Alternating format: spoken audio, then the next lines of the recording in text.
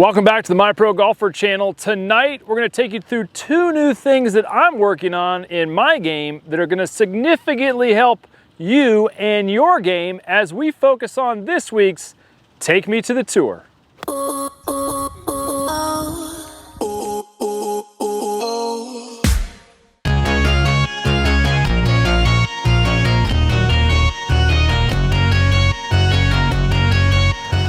All right, so first things first, a little bit over a week ago, I went and had my first golf lesson that I personally took in over 5 years. And the reason I did that is for a couple of things. Number one, I haven't gotten a lesson in a long time. I haven't had anybody else put their eyes on my golf swing. And I kind of wanted to get some feedback from somebody that I knew was working with some tour players, because there's obviously some desire of mine to go and elevate my game to take me to the tour, as you guys are watching along on these episodes. So I went there to actually watch the instructor teach, and what they ended up doing was giving me a little bit of their time and kind of took me through what they would do with my swing. And so I want to take you through a couple of concepts that they gave me that may help you on your path to going as far as you want to go in golf. The first thing was that my body type, because of my shortish arms, has a difficult time getting into compression. And so I have a tough time getting into the shot where I'm really pressing on the golf ball and I'm moving my body down into the shot. And so what we were trying to work on is create a concept in which I can get the club a little bit deeper behind me and get more body weight on that lead leg, so that when I come down, I can thrust up from a steeper angle and compress the ball just a little bit better. And what I want you to understand is it's a difficult move to change something in your golf swing that you do on a regular basis. And so you've got to create a feeling and a habit that really trains the muscles of your body to swing differently. Otherwise, your mind's going to take over and go back to where it's comfortable. So know that when you're learning a golf swing, when you're learning something new in your golf swing, it should be a little painful and not a lot of fun. If you're not having the ball and hitting the shot solid on a regular basis, then you've got to change something in order to do that. And so even though I hit a pretty good shot, my ball striking overall is pretty solid, I do tend to get a little thinny and a little bit of pulls in my golf swing. So we're trying to work on taking that out. So here's kind of the way it feels for me. I'm just going to show you the feel first, and then we'll get into the reel. So part of my problem was not really getting deep enough into my load. And so what we try to do is get that right elbow back and away and feeling like this, all while my weight gets pushed directly onto the ball of my lead foot. It feels like this. Isn't that a little crazy?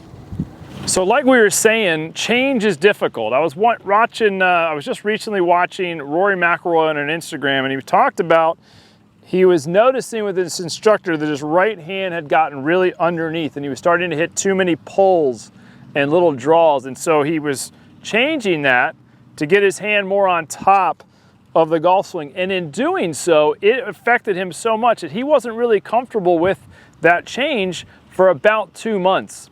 And so you think about how many golf balls a Rory McIlroy is going to hit.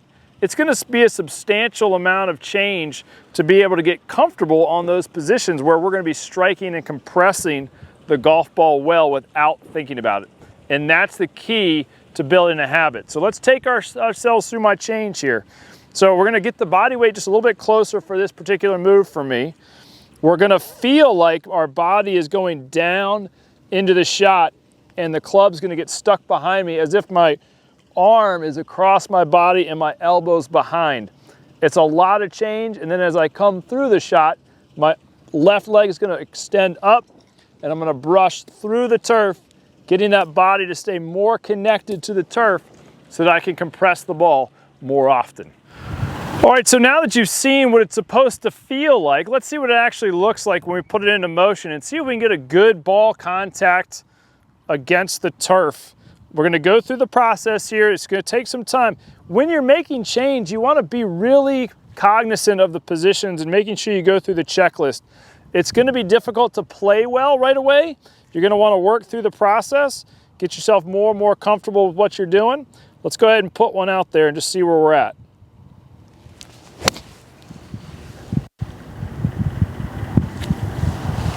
So as foreign as that felt, that was very crispy, and I don't know if you could notice, but there's a significant divot here, not overly deep, but definitely very clean and very along the line of the ground. And you can notice that I did hit the ball right there, and it had a nice crisp sound to it. So this is something that I'm going to be sticking with, and you'll see changes as you see my golf swing. So this is step 1 of 2 changes from this week.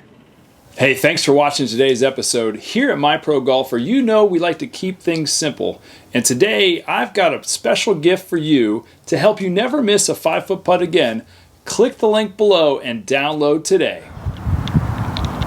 So the second step isn't as pivotal right now because I'm really not going out there and producing tournament type atmospheres.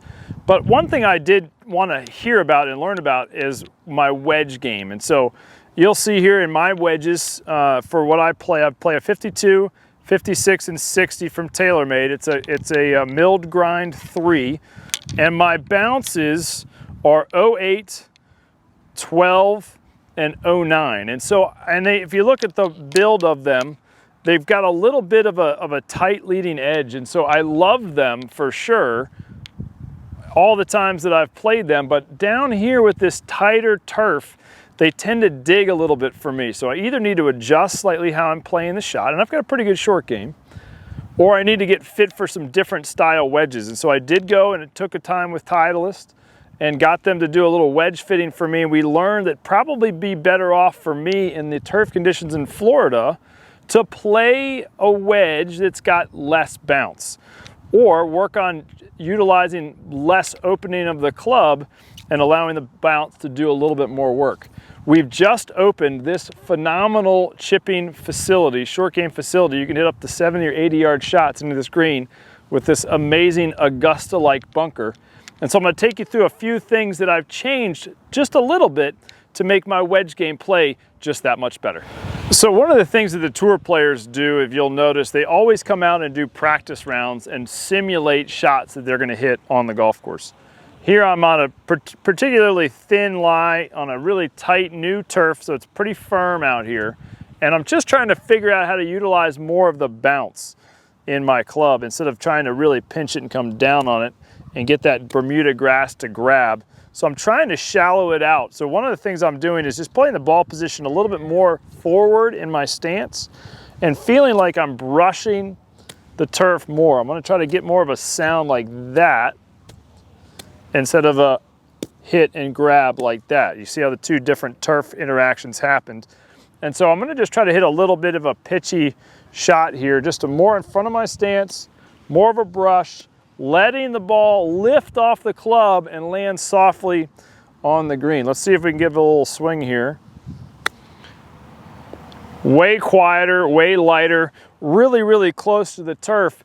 And so if you're having struggles with the turf conditions that you have and you're getting a little bit too steep, try not opening up as much. Try to open it up just a little bit, but feel more like you're brushing through the shot. And I think that'll help your short game as you adjust to the turf conditions around your area.